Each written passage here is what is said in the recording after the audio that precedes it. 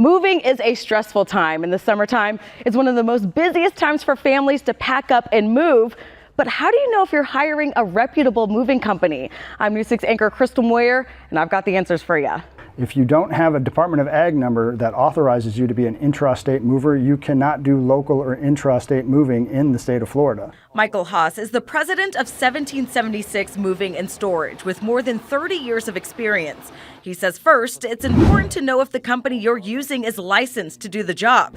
He's got the paperwork displayed at the office, but it's easy to look it up yourself. If they're legit, they'll be listed on the Florida Department of Agriculture website. Just use the business license lookup function with either the company name or license number. Shows that we've been licensed since 2012. That's our license number, and we are currently registered. When it comes to moving, you hear broker, you hear mover. What's the difference? A moving company is a company that will sell you a service, and then that company, with their own equipment, will service your move. So a broker is someone that's going to basically take your move and pass it on to other people. Right now, we're in a warehouse. This is where you're keeping people's property. Correct. How important is it to know where your stuff is being stored? It's absolutely important. You're thinking as a consumer, oh gosh, they have a warehouse. They're holding my things. And they're putting it into a mini storage that you don't know the address on. And you're relying on the fact that they're going to pay their bill. If they don't, you could lose all of your belongings.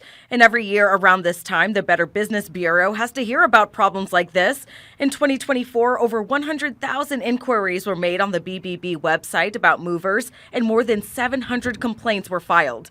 I met with BBB President Holly Sammons, who says customers lose hundreds and even thousands due to a botched move. One of the biggest complaints is that the story changes after the fact. So, maybe the job is estimated up front, and then once the job is either picked up or once it reaches its destination and before it's unloaded, the dollar amount or the cost of the move can double or even triple in cost. To avoid issues down the road, it's recommended you start early and do your homework. Research different moving companies, read customer reviews, and get 3 separate detailed quotes. I posted a guide on questions you can ask your moving company and how you can verify their license on clickorlando.com. In Orlando, Crystal Moyer, News 6.